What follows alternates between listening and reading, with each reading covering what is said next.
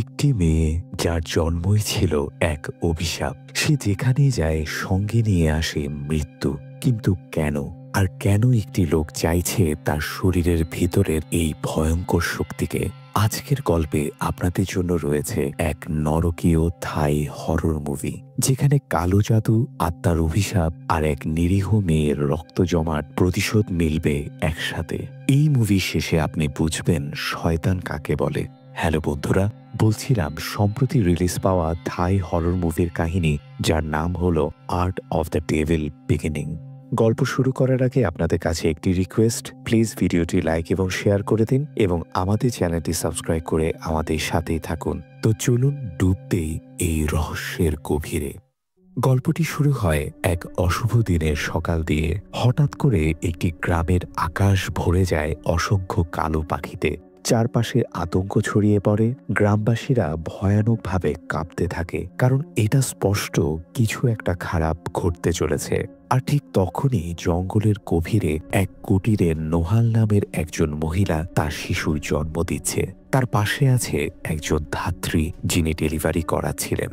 কিন্তু যখন শিশুটি জন্ম নেয়, সেটা ছিল একেবারেই অস্বাভাবিক। সেই শিশুর নাভির নাড়িটি আবার মায়ের শরীরের ভেতরে ঢুকে যায় এবং সে নিজেই তার নাড়ি খেতে শুরু করে। ধাত্রী হতবাক হয়ে বলে ওঠে এই শিশুটি ডিমনিক এবং ভয়ে পালিয়ে যায়। আর তখনই বোঝা যায় গ্রামে যে অশুভ পাখিরা এসেছিল তাদের পেছনের কারণ এই ডিমনিক শিশুটি। এরপর গল্প 9 বছর এগিয়ে যায়। সেই শয়তানি শিশুটি এখন বড় হয়েছে। সে একটি মেয়ে, কিন্তু গ্রামে তাকে সবাই অভিশপ্ত মনে করে। এমনকি তার মা নোহালও তাকে ভালোবাসত না, তার কোনো নাম পর্যন্ত রাখেনি। একদিন গ্রামে এক সন্ন্যাসী আসে এবং সেই মেয়েটিকে কিছু খেতে দেয়। মেয়েটির কোনো নাম না থাকায় সন্ন্যাসী তার নাম রাখে পানোর। সন্ন্যাসী পানোরের হাতে একটি শুভ সাদা সুতো বাঁধছিল। ঠিক তখনই অদ্ভুত কিছু ঘটে। হঠাৎ সন্ন্যাসী পড়ে যায়, তার মুখ দিয়ে রক্ত বের হতে থাকে এবং সে সেখানেই মারা যায়। পুরো গ্রাম তার মৃত্যুর জন্য দোষ দেয় পানোরকে। এরপর আবার গল্প কয়েক বছর পেরিয়ে যায়। এখন পানোর স্কুলে পড়ে, কিন্তু কেউই তার সঙ্গে কথা বলে না। একদিন পানোর দেখছিল স্কুলের বাকি ছেলেমেয়েরা খেলছে। তখনই আমরা পরিচিত হই জিপ এবং তার প্রেমিক পংয়ের সঙ্গে। পংয়ের দিকে আকৃষ্ট হয় আরেকটি মেয়ে, যেটা জিপের একদমই ভালো লাগে না। জিপ রেগে গিয়ে ইচ্ছে করে সেই মেয়েটিকে ফেলে দেয়। পং এসে সেই মেয়েটিকে তুলে নিতে যায়। তখন মেয়েটি পংয়ের গালে একটি মাকড়সা দেখে সেটিকে মেরে ফেলে। কিন্তু তখনই অদ্ভুত ঘটনা ঘটে। তার পুরো শরীরে হঠাৎ করে অসংখ্য মাকড়সা ছড়িয়ে পড়ে। সে চিৎকার করতে থাকে, গায়ে আঁচড়ের দাগ পড়তে থাকে, আর দূর থেকে পানোর শুধু তাকিয়ে থাকে। এই দৃশ্যে আমরা দেখি কাঁচের জারে রাখা একটি মাকড়সা আর সেই মেয়ের ছবি। মানে স্পষ্টতই এখানে কালো জাদু ব্যবহার করা হয়েছে। সেই মেয়েটি এতটাই আহত হয় যে শেষমেশ তাকে হাসপাতালে নিতে হয়। আর অবভিয়াসলি গ্রামের সবাই আবার দোষ দেয় পানোরকেই। এরপর গল্পে আসে ত্রিসান নামের একটি লোক, যিনি একটি ফটো স্টুডিও চালান। তার দোকানে কাজ করত থাম নামের একটি মেয়ে, যে সম্প্রতি এই গ্রামে এসেছে এবং পানোরের সবচেয়ে ঘনিষ্ঠ বন্ধু। পানোর একদিন থামের সঙ্গে দেখা করতে আসে এবং তারা একসঙ্গে ছবি তোলে। ফেরার পথে তারা দেখে পিয়াক নামের একটি ছেলেকে কয়েকজন গুন্ডা মারছে। এক গুন্ডা পিয়াককে ছুরি দিয়ে আঘাত করতে যায়, কিন্তু সৌভাগ্যবশত ছুরির আঘাত খুব গুরুতর ছিল না। থাম চিৎকার করে পুলিশ ডাকতে থাকে আর গুন্ডারা তখন পালিয়ে যায়। পানোর পিয়াককে সাহায্য করতে যায়, কিন্তু পিয়াক রেগে যায়। এই রাগের পেছনে লুকিয়ে আছে একটি পুরনো ইতিহাস। আসলে ছোটবেলায় একদিন পানোর পিয়াকের সঙ্গে দেখা করতে গিয়েছিল। তখন পিয়াকের মা পানোরকে তাড়িয়ে দিতে চায়, কিন্তু তখনই পিয়াকের মায়ের কিছু হয়ে যায়, তার রক্তনালীগুলো কালো হয়ে যায়। তখন পানোর এগিয়ে এসে তার গলা চেপে ধরে, আর পানোরেরও তখন রক্তনালীগুলো কালো হতে থাকে। তার চোখে এক অজানা শক্তির আভাস দেখা যায়। সেই দিনই পিয়াকের মা মারা যায়, আর তাই পিয়াক এখনো পানোরকে ঘৃণা করে। বর্তমান সময়ে পানোর এই পুরো ঘটনাটি তার বন্ধু থামের সঙ্গে শেয়ার করছিল, কিন্তু থাম একদম নিশ্চিত ছিল তার বান্ধবী কোনো ডিমনিক মেয়ে হতে পারে না। সেই রাতে আমরা দেখতে পাই পানোরের মা নোহাল একটি রহস্যময় রিচুয়াল করছে একটি দোলনার সামনে। আর সেই দোলনার ভেতর ছিল একটি ছোট্ট শিশুর মৃতদেহ। কিন্তু এই মৃত শিশুটি কে, সেটা আমরা এই গল্পের একেবারে শেষে জানতে পারবো। নোহাল সেই শিশুর লাশের পূজা করছিল এবং সে নিজেকে সেই লাশের সামনে বলি দিতে চলেছিল। ঠিক তখনই পানর সেখানে এসে তাকে থামিয়ে দেয়। পানর স্পষ্ট জানিয়ে দেয় মা যেন এমন কিছু উল্টাপাল্টা না করে, কিন্তু নোহাল পানরকে বলে সে যেন দূরে থাকে, কারণ সে তাকে ঘৃণা করে। পানর তখন শিশুর লাশটি দেখে, কিন্তু সে বুঝতে পারে না এটি কি। তারপর সে ঘুমিয়ে পড়ে।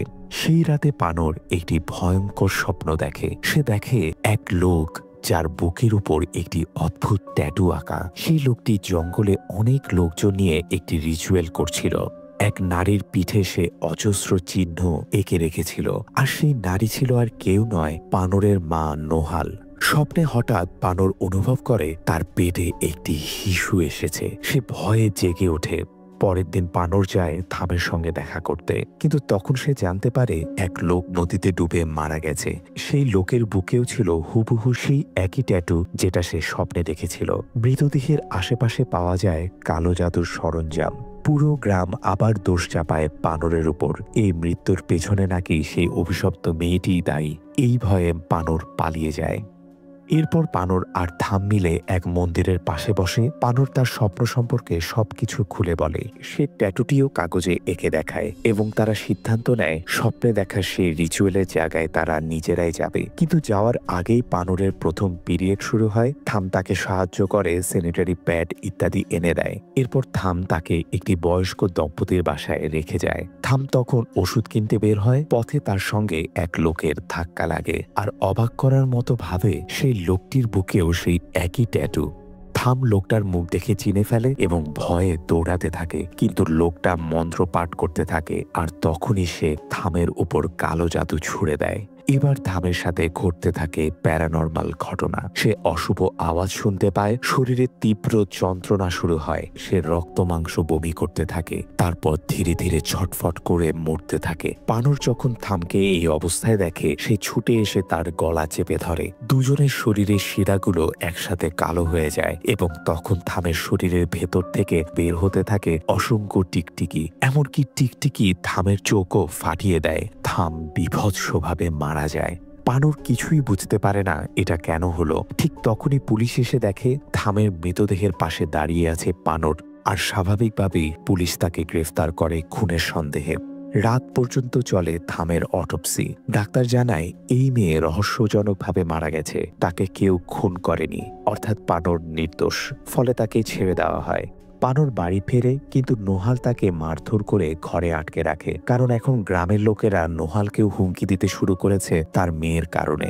পানর একা তার বন্ধুকে মনে করে কাঁদতে থাকে। ঠিক তখনই ঘরে সে অসংখ্য ফিসফিস আওয়াজ শুনতে পায়। হঠাৎ তার শরীরে তীব্র যন্ত্রণা শুরু হয়, যেন কেউ তার গায়ের চামড়া ছিঁড়ে ফেলছে। আসলে কারো দ্বারা তার উপর করা হচ্ছিল কালো জাদু। পরদিন স্কুলে যখন পানর আসে, সে পুরোপুরি বদলে গেছে। তার গায়ে কোনো ক্ষত নেই, বরং সে অসম্ভব সুন্দরী হয়ে উঠেছে। সবাই অবাক হয়ে তাকিয়ে থাকে। পানর গ্রামের ডেস্কে একটি ফুল রেখে যায়। ক্লাসে থাকা জীব, তার বন্ধুরা আর পং সবাই পানরকে দেখে মোহিত হয়ে পড়ে। কিন্তু ঘটনা এখানেই শেষ নয়। পানর এবার স্কুলে এসেছে প্রতিজ্ঞা করে সে তার বন্ধুর মৃত্যুর প্রতিশোধ নেবে এবং খুঁজে বের করবে সেই মানুষটিকে যে থামকে মেরেছিল। যেহেতু পানর সুন্দরী হয়ে উঠেছিল, তাই পং এবার পানরের প্রতি আগ্রহ দেখাতে শুরু করে। পানর যদিও আগ্রহ দেখায় না, কিন্তু জীব এতে হিংসায় জ্বলে ওঠে। পানর এবার পংয়ের ফায়দা নিয়ে পংকে সঙ্গে নিয়ে সেই রিচুয়ালের জায়গায় চলে যায় যেটা সে স্বপ্নে দেখেছিল। তারা সেখানে গিয়ে দেখে রিচুয়ালের নতুন সরঞ্জাম রাখা আছে, অর্থাৎ কেউ এখনো সেখানে কালো জাদু করে চলেছে। ঠিক তখনই সেখানে হাজির হয় জীব এবং তার বন্ধুরা, এবং তখনই পানর বুঝতে পারে যে সে পংয়ের ফাঁদে পড়েছে, কারণ পং আসলে জীব ও তার দলবলদের সঙ্গে মিলে একটি প্ল্যান করেছিল। তারা পানরকে এক নির্জন জায়গায় নিয়ে গিয়েছিল যাতে সেখানে তার সঙ্গে খারাপ কিছু করতে পারে। পানর পালানোর চেষ্টা করে, কিন্তু ছেলেরা তাকে জোর করে ধরে ফেলে। তখন দুজন ছেলে পানরকে ধর্ষণের চেষ্টা করে। ঠিক সেই সময় সেখানে হাজির হয় পিয়াক। সে দুজনকে মারধর করে তাড়িয়ে দেয় এবং পংকেও শিক্ষা দেয়। তারপর সে পানরকে রক্ষা করে সেখান থেকে নিয়ে যায়। বন্ধুরা, আসলে পিয়াক জানতো যে এই ঘটনা ঘটতে চলেছে, কারণ সকালে সে পং আর জীবের কুমতলব শুনে ফেলেছিল। এই ঘটনার পর পানর সিদ্ধান্ত নিয়ে ফেলে সে জীব, পং আর তার পুরো দলকে ছাড়বে না। পরের দিন রাগে ফুঁসতে ফুঁসতে বানর এসে পংয়ের হাত কেটে দেয় একটি ছুরি দিয়ে। সে যেন পাগল হয়ে যায়, এমনকি সে জীবকেও খুন করার চেষ্টা করে। নিজের রাগ সামলাতে পারছিল না বানর, আর শেষ পর্যন্ত জীবের গালেও গভীরভাবে কেটে দেয়। তবে বানর নিজেই বুঝতে পারছিল না সে কেন এমন করছে। তাই সে যায় এক সন্ন্যাসীর কাছে। এই সন্ন্যাসী ছিল যে বানর সম্পর্কে সবকিছু জানত। এখানে এক অদ্ভুত ব্যাপার ঘটে। সন্ন্যাসী তার পা জলে ডুবায়, আর বানর সেই জল স্পর্শ করতেই তার শিরাগুলো কালো হয়ে যায়। মনে হচ্ছিল যেন সে জলের ভেতর থেকে কিছু শোষণ করে নিচ্ছে। এরপর বানর সন্ন্যাসীর নখের ভেতর থেকে একটি কালো সুতা টেনে বের করে আনে। আর এইসব ঘটনা দেখতে পায় পিয়াক। দৃশ্য এবার যায় জীব এবং তার দুই বন্ধুর দিকে, যারা যাচ্ছে মিলান নামের এক জাদুকরীর কাছে। হ্যাঁ, জীব আবারও বানরের উপর করা কালো জাদু করতে চলেছে। বন্ধুরা, আপনাদের হয়তো মনে আছে যখন একটি মেয়ের শরীরে হঠাৎ অসংখ্য মাকড়সা উঠে গিয়েছিল, সেটাও মিলানের কালো জাদুর কাজ ছিল, যেটা জীব করিয়েছিল মিলানকে দিয়ে সে মেয়ের উপর। এবং এখানে বানরের কোনোই হাত ছিল না। এবার মিলান একটি পুতুল ব্যবহার করে বানরের উপর ডিমনিক জাদু করে, আর সেই মুহূর্তে বানরের চারপাশে ঘটতে থাকে প্যারানরমাল ঘটনা। একটি পুতুল হঠাৎ জীবন্ত হয়ে ওঠে এবং বানরের উপর আক্রমণ করে। সে আতঙ্কে লুকাতে চায়, কিন্তু শেষ পর্যন্ত পুতুলটি তাকে ধরে ফেলে এবং আঘাত করতে শুরু করে। ঠিক তখনই ট্রিসান এসে পুতুলটির গলা কেটে দেয়, আর একসঙ্গেই মিলান যে পুতুলে জাদু করছিল সেটিও ভেঙে পড়ে। কিন্তু কাহিনী এখানেই শেষ নয়। যে কালো জাদু ছিল সেটি এখন বানরের শরীরে ঢুকে পড়ে এবং এতে বানর খুব যন্ত্রণা অনুভব করতে থাকে। এবার ট্রিসান বানরের বুকে লাথি মারতে থাকে এবং সেই সাথে মিলানও ব্যথা অনুভব করতে থাকে, কারণ এই কালো জাদুর মূল নিয়ন্ত্রণ তো ছিল মিলানের হাতে। শেষ পর্যন্ত মিলানের বুক ভেঙে যায়, কারণ ট্রিসান অন্যদিক থেকে লাথি মারছিল এবং সে ভয়াবহভাবে মারা যায়। জীব এবং তার দুই বন্ধু ভয়ে পালিয়ে যায়। এভাবে ট্রিসান বানরকে বাঁচিয়ে ফেলে। এরপর সেখানে আসে বানরের মা নোহাল, আর ট্রিসান রেগে গিয়ে নোহালকে মারতে যায়, কারণ সে তার মেয়ের যত্ন নিতে ব্যর্থ হয়েছে। এখানেই বানর জানতে পারে একটি চরম সত্য। আসলে নোহাল শুধু টাকার জন্য বানরকে জন্ম দিয়েছিল, কারণ ট্রিসান নোহালকে এর জন্য টাকা দেওয়ার কথা। সেই টাকায় আজ ট্রিসান এসে তাকে দিয়ে দেয়, আর নোহাল সেই টাকা নিয়ে নিজের মেয়েকে ফেলে রেখে পালিয়ে যায়। এরপর ট্রিসান বানরকে জোর করে ধরে ফেলে। তখন বানর লক্ষ্য করে ট্রিসানের বুকেও সেই অদ্ভুত ট্যাটু আঁকা, অর্থাৎ ট্রিসানই ছিল থামের খুনি। বানর বুঝে উঠতে পারছিল না সবকিছু কেন ঘটছে এবং কিভাবে ঘটছে। ঠিক তখনই আবার ফিরে আসে নোহাল। এবার সে পিছন থেকে ট্রিসানের পিঠে ছুরি বসিয়ে দেয় এবং বানরকে বাঁচিয়ে নিয়ে পালিয়ে যায়। সম্ভবত এত বছরে কোথাও না কোথাও নোহালের চোখে বানরের প্রতি মমতা জেগে উঠেছিল। নোহাল আর বানর এখন বোটে করে পালাচ্ছিল, কিন্তু ট্রিসান আহত অবস্থায় উঠে বসে এবং আবার কালো জাদু করতে শুরু করে। এক মুহূর্তেই অসংখ্য কালো পাখি এসে নোহালের উপর হামলা চালায়। এক পাখি এসে নোহালের গলা কেটে ফেলে। ঠিক তখনই তীরে দাঁড়ানো ছিল নোহালের এক বান্ধবী মাসারি। সে তার জাদু দিয়ে পাখিদের তাড়িয়ে দেয় এবং বানরকে রক্ষা করে। তবে বানরের কোলে তখন আহত মা নোহাল শেষ নিঃশ্বাস নিচ্ছিল। মৃত্যুর আগে তার চোখে ছিল অনুতাপ। সে যে তার মেয়েকে সঠিকভাবে মানুষ করতে পারেনি।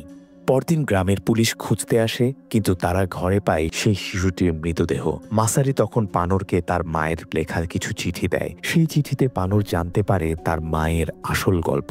আসলে নোহাল একজন গায়িকা হতে চেয়েছিল, কিন্তু তার পরিবার তা মেনে নেয়নি। তাই সে পালিয়ে ব্যাংককে চলে যেতে চেয়েছিল। সেই সময় সে এক কাল্টের খপ্পরে পড়ে, যারা তাকে টাকা দেয় একটি শিশুকে জন্ম দেওয়ার জন্য। সেই শিশুই ছিল বানর। তবে শর্ত ছিল বানর বড় না হওয়া পর্যন্ত নোহাল কোথাও যেতে পারবে না। এই কারণে নোহাল বানরকে ঘৃণা করত, কারণ বানরই ছিল তার স্বপ্ন ভেঙে যাওয়ার কারণ। নোয়ালের স্বপ্ন কোনোদিনই পূরণ হয়নি, কিন্তু তবু তার মেয়ের জন্য একটা দুঃখ ছিল, কারণ সে জানত না কাল্ট আসলে বানরের সঙ্গে কি করতে চায়। এইসব চিঠি পড়ার পর বানর কেঁদে ফেলে, কারণ এখন পরিষ্কার যাদের বুকে সেই অদ্ভুত ট্যাটু ছিল তারা সবাই ছিল সেই কাল্টের সদস্য। মাসারের মতে বানরের ভেতরে রয়েছে এক বিশেষ শক্তি, আর এই শক্তির জন্যই কাল্ট তাকে পেতে চাচ্ছে। এবার দৃশ্য যায় ট্রিসানের দিকে। সে বানরের উপর আবার এক ভয়ঙ্কর রিচুয়াল শুরু করে। তবে মাসারি বুঝতে পারে অশুভ কিছু ঘটছে। সে দ্রুত বানরকে নিয়ে ঘরের ভেতরে ঢুকে যায়, আর তখনই বানরের শরীর কাঁপতে শুরু করে। তার ভেতরের আসল শক্তিগুলো যেন জেগে ওঠে। সেই শক্তিগুলো ট্রিসানের সামনে রাখা এক মূর্তির মধ্যে প্রবেশ করতে থাকে। মাসারি বানরকে বোঝায় তাকে নিজের ভেতরের শক্তিকে নিয়ন্ত্রণ করতে হবে, না হলে সে মারা যাবে। বানর ভাবতে থাকে এই কালটির জন্যই তার পুরো জীবন ধ্বংস হয়েছে। এই রাগে সে নিজের শক্তিকে নিয়ন্ত্রণ করতে সক্ষম হয় আর ট্রিসানের রিচুয়াল ব্যর্থ করে দেয়। রিচুয়াল ভেঙে যাওয়ায় ট্রিসান চিৎকার করতে থাকে, কিন্তু তাকে শান্ত করতে আসে কাল্টের লিডার। সে বলে বানর একদিন নিজে থেকে আমাদের কাছে আসবে, শুধু সময়ের অপেক্ষা। অন্যদিকে পিয়াক যায় সেই সন্ন্যাসীর কাছে যিনি বানর সম্পর্কে সব জানতেন। সন্ন্যাসী পিয়াককে বলে বানর কোনো ডিমনিক মেয়ে নয়। সে আজ পর্যন্ত কাউকেই মারেনি, বরং তার ভেতরের শক্তি কালো জাদু ধ্বংস করার। বানরের ক্ষমতা হলো অন্যের শরীর থেকে অভিশাপ নিজের মধ্যে নিয়ে নেওয়া। এর মানে হলো যেসব মানুষ বানরের আশেপাশে মারা গেছে তারা সবাই আগে থেকেই অভিশপ্ত ছিল। বানর তাদের রক্ষা করার চেষ্টা করেছিল তাদের শরীর থেকে সেই অভিশাপ শুষে নিয়ে। এই কথা শুনে পিয়াক বুঝতে পারে তার মাকে বানর মেরে ফেলেনি। এখন সে বানরকে সাহায্য করতে একেবারেই প্রস্তুত। এবার যেহেতু বানর নিজের শক্তির উপর নিয়ন্ত্রণ পেয়েছে, সে সবার থেকে প্রতিশোধ নেওয়ার জন্য তৈরি হয়ে ওঠে। সেই রাতে বানর বানায় 4টি ভুডু পুতুল এবং শুরু করে কালো জাদু। দৃশ্য যায় পং এবং জিপের দিকে। জিপ আনন্দ করছিল বানরের দুর্দশা দেখে। এমনকি নিজের কাছে সে কালো কুকুরের রক্ত রেখে দিয়েছিল যাতে কোনো কালো জাদু তার উপর কাজ না করে। তখন পং আর জিপ যখন ঘর থেকে বেরিয়ে যায়, বানর এসে জিপের বালিশ থেকে তার কিছু চুল তুলে নিয়ে একটি ভুডু পুতুল বানায়। জিপ ঘরে ফিরে আসে আর দেখে বানর তার ঘরে দাঁড়িয়ে আছে। সে ভয়ে কাঁপতে থাকে। এবার বানর শুরু করে জিপের উপর জাদু। জিপের শ্বাস বন্ধ হয়ে যায়। সে পালাতে চেষ্টা করে, কিন্তু বানর ডাকে মেলানের আত্মাকে, যে এসে জিপের মাথা চেপে ধরে এবং জিপের পুরো মাথার চুল চামড়া সহ তুলে ফেলে।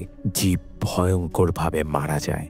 অন্যদিকে পং পৌঁছায় ট্রিসানের কাছে একটি মেয়ে ছবি নিয়ে। সে চায় ট্রিসান এই মেয়েটিকে তার প্রেমে পরিয়ে দিতে কালো জাদু করুক, কিন্তু তখনই বাইরে এসে দাঁড়ায় বানর। সে পংয়ের জুতোর মাটি নিয়ে তার উপর কালো জাদু করতে শুরু করে। এই জাদু টের পেয়ে যায় ট্রিসান। ট্রিসান নিজের শক্তি দিয়ে বানরের বানানো ভুডু পুতুল খুঁজে পায়, যেটা বানর ট্রিসানের বাড়িতে লুকিয়ে রেখেছিল। ট্রিসান এবার বানরের কালো জাদু রিভার্স করতেই যাচ্ছিল, তখনই বানর এসে ট্রিসানের উপর করে হামলা। কিন্তু ট্রিসান বেঁচে যায় আর সে ভুডু পুতুল ভাঙতে শুরু করে। আর পুতুল ভাঙতেই বানরের হাত পা ভেঙে যেতে থাকে। তবুও ট্রিসান বানরকে হত্যা করে না। আর এই সুযোগে বানর পালিয়ে যায় এবং ট্রিসানের উপর ফেলে দেয় কালো কুকুরের রক্ত। ফলে ট্রিসানের সব কালো জাদু ব্যর্থ হয়ে যায়। বানর এবার তাকে নির্মমভাবে পেটাতে থাকে আর শেষ পর্যন্ত খুন করে। এখন এত সব করার পর বানর যেন পুরোপুরি অন্ধকারে ঢুকে পড়েছে। তার মধ্যে জন্মেছে এক অশুভ শক্তি। পরদিন জিপ ও পংয়ের বাকি বন্ধুরাও হঠাৎ করে নিখোঁজ হয়ে যায়, কারণ বানর তাদের ধরে এনে চেয়ারে বেঁধে রেখেছিল। তারপর একে একে তাদের নখ উপড়ে ফেলে, শরীর সেলাই করে দেয় এবং তাদের মৃতদেহের ভয়ঙ্কর ছবি তুলে প্রতিশোধ নিয়ে সেখান থেকে চলে যায়। সেই সন্ধ্যায় স্কুলের প্রিন্সিপাল এক ক্লাসরুম থেকে দুর্গন্ধ পায়। তারা দরজা খুলে দেখে সব নিখোঁজ বাচ্চার মৃতদেহ একসাথে পড়ে আছে। এই দৃশ্য দেখে প্রিন্সিপালের আত্মা কেঁপে ওঠে। খবর পৌঁছায় পুলিশের কাছে এবং পুরো পুলিশ ফোর্স খুঁজতে শুরু করে বানরকে। এই তদন্তে পিয়াকও পুলিশকে সাহায্য করতে শুরু করে। তারা যায় ট্রিসানের বাড়িতে, সেখানে পড়েছিল ট্রিসানের মৃতদেহ। পুলিশ এখন একটা কনক্লুশনে আসে, যেসব বাচ্চাদেরকে বানর খুন করেছিল সেগুলো তো প্রতিশোধ নেওয়ার জন্য, কিন্তু সে ট্রিসানকে কেন হত্যা করলো সেটা পুলিশ ঠিক বুঝে উঠতে পারছিল না। যখন তারা ট্রিসানের বাড়িতে তল্লাশি চালায় তখন তারা খুঁজে পায় সেই ট্যাটু আঁকা একটি ড্রয়িং। তখনই তারা বুঝতে পারে পুরো ব্যাপারটাই এই ট্যাটুর সঙ্গে জড়িত। পরদিন গ্রামে একটি বড় অনুষ্ঠান হচ্ছিল, যেখানে সবাইকে আশীর্বাদ ও প্রসাদ দেওয়া হচ্ছিল। ভিড়ের মধ্যেই পুলিশ কড়া নজরদারিতে ছিল যদি বানর সেখানে আসে। অনুষ্ঠান শেষে যখন সবাই খাবার খায় তখনই হঠাৎ করেই অনেকে মরতে শুরু করে, কারণ বানর কিছু করেছিল। সে ট্রিসানের বুকে থাকা ট্যাটু সহ চামড়া ছিঁড়ে নিয়ে গ্রামবাসীদের খাবারের সঙ্গে মিশিয়ে দিয়েছিল। ফলে ট্রিসানের কালো জাদুর প্রভাব গ্রামবাসীদের উপর পড়তে শুরু করে। চারপাশে বিশৃঙ্খলা ছড়িয়ে পড়ে। বানর তখন জনতার মাঝে আসে এবং সবাইকে শিক্ষা দিতে পেরে সে অনেক খুশি ছিল। কিন্তু ঠিক তখনই স্কুলের প্রিন্সিপাল সবাইকে সেই কালো জাদু থেকে রক্ষা করে ফেলে, কারণ সেও আসলে ছিল সেই কাল্টের একজন সদস্য। সে সমস্ত কালো শক্তিকে টেনে নিয়ে পিয়াকে শরীরে ঢুকিয়ে দেয়। পিয়াক জাদুর প্রভাবে ধ্বংস হয়ে যেতে থাকে। প্রিন্সিপাল পানোরকে বলে আত্মসমর্পণ করতে, না হলে পিয়াক মারা যাবে। পানোর যেহেতু পিয়াকের কেয়ার করত, তাই সে পিয়াকের জন্য আত্মসমর্পণ করে। পিয়াককে ছেড়ে দেওয়া হলেও পানোরকে ধরে ফেলা হয়। এরপর পুলিশ দেখে অনেক গ্রামবাসীর বুকে সেই একই ট্যাটু রয়েছে, মানে তারা সবাই সে কাল্টের সদস্য। এরপর পানোরকে অপমানজনকভাবে নগ্ন করে জঙ্গলে সেই রিচুয়াল প্লেসে নিয়ে যাওয়া হয় এবং এখানেই ফাইনাল টুইস্ট জানা যায়। স্কুলের প্রিন্সিপালই হলো সেই ডিমনিক কাল্টের আসল লিডার। পানোরকে গোসল করানো হয়, শেষে তাকে বেঁধে ফেলা হয় একটি অল্টারের ওপর এবং প্রিন্সিপাল এসে ফাঁস করে চূড়ান্ত সত্য। এই কাল্টের যত শক্তি ছিল সে নিজে তা রাখতে পারত না, তাই তাকে সেই শক্তি রাখতে হতো একটি নারীর গর্ভে। এই কারণেই অতীতে সে নোহালের সঙ্গে সম্পর্ক তৈরি করেছিল পয়সা দিয়ে এবং সেই শক্তিগুলো নোহালের গর্ভে ঢুকিয়ে দিয়েছিল। ফলে নোহালের গর্ভে দুটি শিশু এসেছিল, একটি শিশু ছিল অভিশপ্ত শিশু আর একটি পানোর। কিন্তু গর্ভেই পানোর সমস্ত শক্তি নিজের মধ্যে শুষে নিয়েছিল আর সেই অভিশপ্ত শিশুটি শুকিয়ে মারা যায়। সিনেমার শুরুতে যে মৃত শিশুর লাশ দেখানো হয়েছিল সেটা ওই শিশুরই, অর্থাৎ প্রিন্সিপালই আসলে পানোরের বাবা এবং সে পানোরের সঙ্গেই সম্পর্ক তৈরি করতে যায় যেন পানোর একটি সন্তান জন্ম দেয় যার মধ্যে কাল্টের সব শক্তি ট্রান্সফার হয়ে যায়। আর এভাবে কাল্ট বছরের পর বছর শক্তিগুলোকে সংরক্ষিত করে রাখতে পারবে। অন্যদিকে মাসারি এবং সেই সন্ন্যাসী পিয়াককে নিয়ে আসে, যে এখনো কালো জাদুর প্রভাবে কষ্ট পাচ্ছিল। জাদু ভাঙতে মাসারি ব্যবহার করে সেই শুকনো শিশুর চামড়া দিয়ে তৈরি একটি প্রোটেকশন, যার মধ্যে ছিল কাল্টের আসল উৎসের শক্তি। পিয়াক সেটা পান করে এবং বেঁচে যায়। এরপর সে দ্রুত দৌড়ে যায় পানোরকে বাঁচাতে। জঙ্গলে ঠিক যখন প্রিন্সিপাল পানোরের সঙ্গে জোর করে খারাপ কাজ করতে চলেছিল, তখনই পুলিশ এসে হানা দেয় কাল্ট সদস্যের উপর।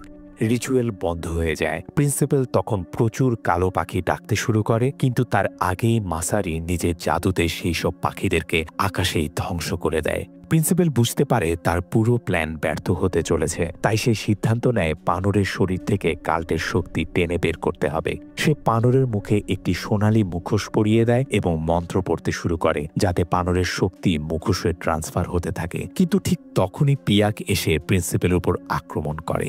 তাদের মধ্যে শুরু হয় তখন লড়াই, আর লড়াই চলাকালীন হঠাৎ করেই প্রিন্সিপালের শরীর জ্বলে উঠতে থাকে, কারণ মাসারি সেই মৃত শিশুর দেহ পুড়িয়ে ফেলেছিল, যেটা প্রিন্সিপালের কালো শক্তির মূল উৎস ছিল। প্রিন্সিপাল তখন পাল্টা মন্ত্র পড়ে মাসারির উপর আক্রমণ চালায় এবং বেঁচে যায়। এরপর সে আবার পিয়াককে ধরে এবং পানোরকে বলে, যদি আত্মসমর্পণ না করিস পিয়াককে মেরে ফেলবো। পানোর এবার সেই সোনালী মুখোশ নিজেই পড়ে নেয় যাতে শক্তি ট্রান্সফার করা যায়। কিন্তু ঠিক তখনই সুযোগ নিয়ে পানোর তুলে নেয় একটি বড় বাঁশের লাঠি এবং সেটিকে এক আঘাতে প্রিন্সিপাল এবং পিয়াক দুজনের শরীরের মধ্যে ঢুকিয়ে দেয়। ফলে তারা দুজনই গুরুতরভাবে আহত হয়। এরপর পানোর যায় প্রিন্সিপালের কাছে এবং তাকে ভয়ঙ্করভাবে পিটিয়ে মেরে ফেলে। এরপর সে প্রিন্সিপালের বুক চিরে তার হৃদয় বের করে আনে এবং সেটিকে খেয়ে ফেলে, যাতে প্রিন্সিপালের শরীরে যত কালো শক্তি ছিল সব তার নিজের শরীরে চলে আসে। এইসব করার পর পানোর হয়ে যায় শয়তানের রানী। পানোর যখন সব কালো শক্তি নিজের মধ্যে নিয়ে নেয়, তখন সে গিয়ে বসে সেই ডিমনিক স্ট্যাচুর সামনে।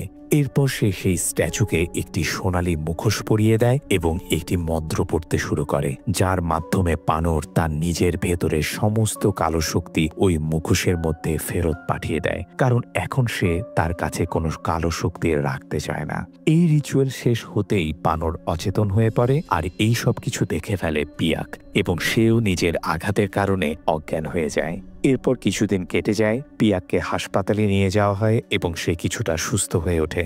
আজ তার জ্ঞান ফিরে আসে। সে তখন যায় পানোরকে দেখতে, কিন্তু জানতে পারে সেই ঘটনার দিন থেকে পানোর এখনো অচেতন। এক মঙ্ক তখন পুলিশ অফিসারের সাথে কথা বলছিল। সে পুলিশকে জানায় যে ডিমনিক কাল্টের সদস্যরা চাইতো না যেন কোনো মঙ্ক এই গ্রামে থাকে, তাই তারা সব মঙ্কদের উপর অভিশাপ দিত, আর সেই অভিশাপ পানোর নিজের শরীরে শুষে নিত। যেমন আমরা আগেও দেখেছিলাম যখন সে এক মঙ্কের পা থেকে একটি কালো সুতো বের করছিল। মানে পানো শুরু থেকেই এই গ্রামের লোকজনকে সাহায্য করে এসেছিল, কিন্তু সে এটা কাউকে বলেনি। এরপর কয়েকদিন পর পানরেরও জ্ঞান ফেরে। পিয়া খুব খুশি হয়, কিন্তু জ্ঞান ফেরার পর পানর তার অতীতের কোনো ইভিল ঘটনা মনে রাখতে পারে না। সে সবকিছুই ভুলে গেছে। পিয়াকও তাকে কিছুই মনে করায় না। তারা আবার বন্ধু হয়ে যায়। পানর আবার স্বাভাবিকভাবে স্কুলে যাওয়া শুরু করে। তার জীবন ধীরে ধীরে স্বাভাবিক হতে থাকে এবং এখানেই সিনেমাটি শেষ হয়। বন্ধুরা, এটাই ছিল art of the devil beginning সিনেমার পুরো এক্সপ্লেনেশন। আশা করি আপনাদের গল্পটি ভালো লেগেছে এবং আমার ভিডিও এক্সপ্লেনেশন যদি আপনাদের ভালো লেগে থাকে তাহলে প্লিজ ভিডিওটি লাইক এবং শেয়ার করে দিন এবং আমাদের চ্যানেলটি সাবস্ক্রাইব করে আমাদের পাশেই থাকুন, কারণ আমরাই একমাত্র এই ধরনের ইন্টারেস্টিং ভিডিও নিয়ে আসি। ধন্যবাদ।